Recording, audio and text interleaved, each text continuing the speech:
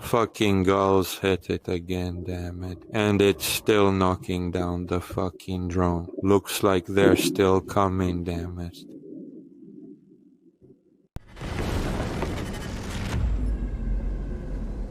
By the way, let's not forget that the Russians NATO Secretary General Mark Rutte stated that the Russian army is losing between 20,000 and 25,000 soldiers killed every month in the war against Ukraine. He explained that these losses are directly caused by the strong and effective defense of the armed forces of Ukraine, as reported in the Clash report.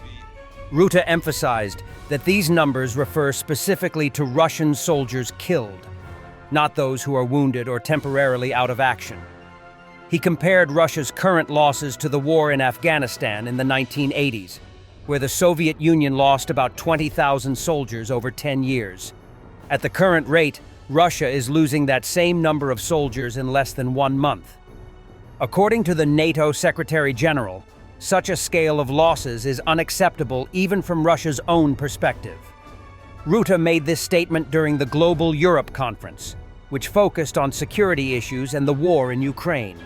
NATO's assessment confirms that the offensive capabilities of the Russian military are systematically being depleted under the pressure of Ukraine's defense. Previously, the Russians increased the number of their troops on the Pokrovsk sector to 155,000.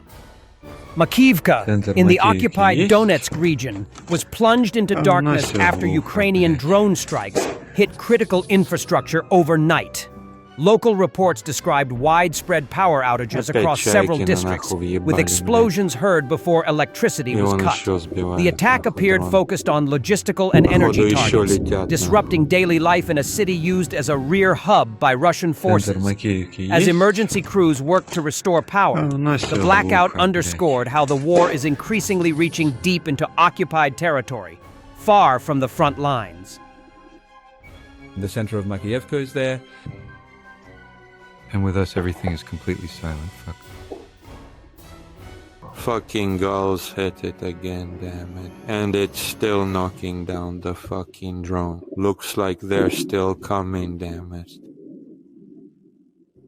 In a video released by Ukraine's 3rd Army Corps, commanders claim that FP-5 and combat drones struck Russian vehicles and infantry positions, smashing cars and motorbikes, killing enemy fighters, and hitting an ammunition depot and an artillery piece deep behind the lines. According to the unit, drones were used to target Russians hiding in basements and buildings, turning urban cover into traps as explosions rocked fortified positions.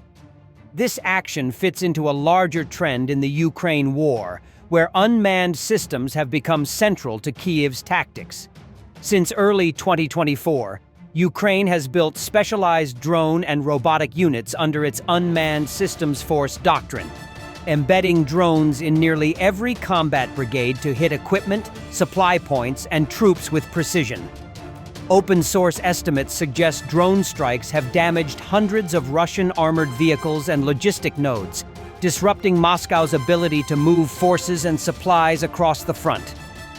The 3rd Army Corps itself was formed in 2025 from the legacy of the volunteer-founded 3rd Assault Brigade, gaining renown for integrating drones and ground robots into offensive and defensive combat. These technologies have enabled Ukrainian forces to target enemy strongpoints, clear buildings, and even capture isolated Russian crews with minimal human exposure.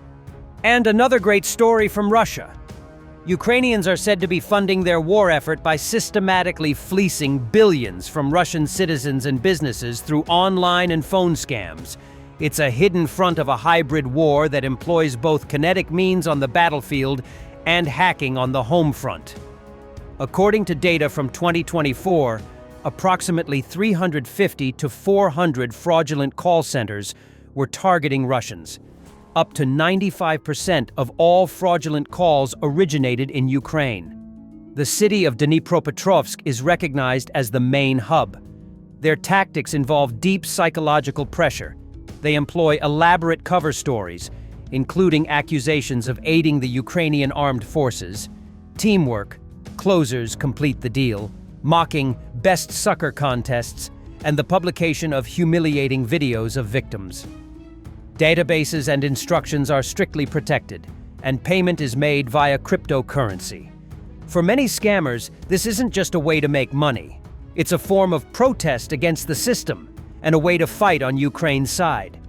This poses a serious economic threat to our country, and the problem extends far beyond the losses suffered by citizens.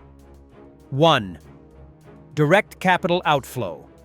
Total damage for 2023 to 2025 alone is estimated at approximately 800 billion rubles, 150 plus 295 plus 350, $10.19 billion. This is a colossal outflow of funds from our economy. 2. Damage to business. Every fifth Russian company that falls victim to crime loses more than $1 million. This impacts stability, reputation, and investment. 3. Systemic risks. According to intelligence, total losses from economic crimes in 2025 reached $4 billion. Embezzlement from the budget and in the public sector is prevalent. Such scale indicates profound corruption risks and managed chaos in financial flows, which directly reduces the country's investment attractiveness even for friendly partners.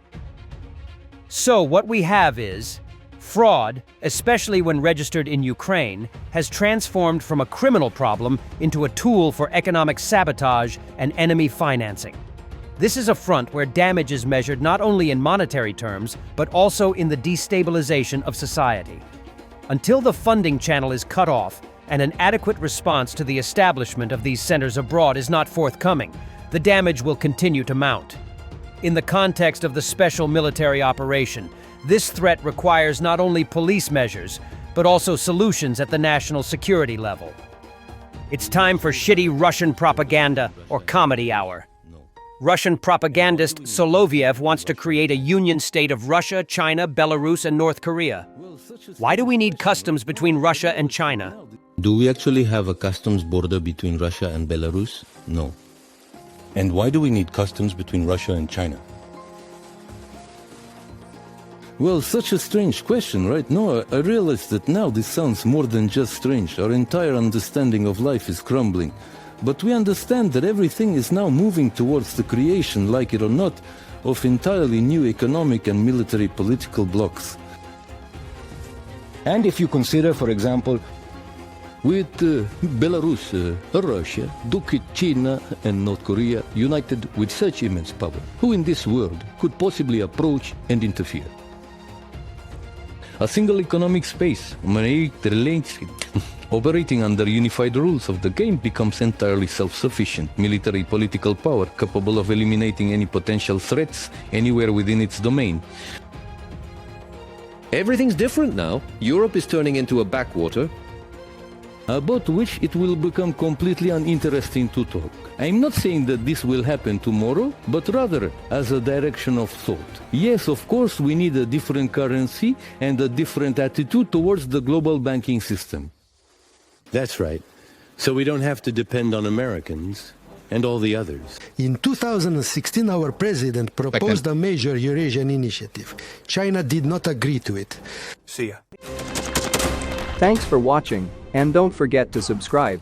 Also, if you want to support Warthog Defense, please become our member and get early access to new videos, exclusive members-only videos, and become administrator in comment section. The membership link is in the description. Rescues every day. We had a guy last week, it's 6 rescues in 6 days. You know, he's doing the job every day.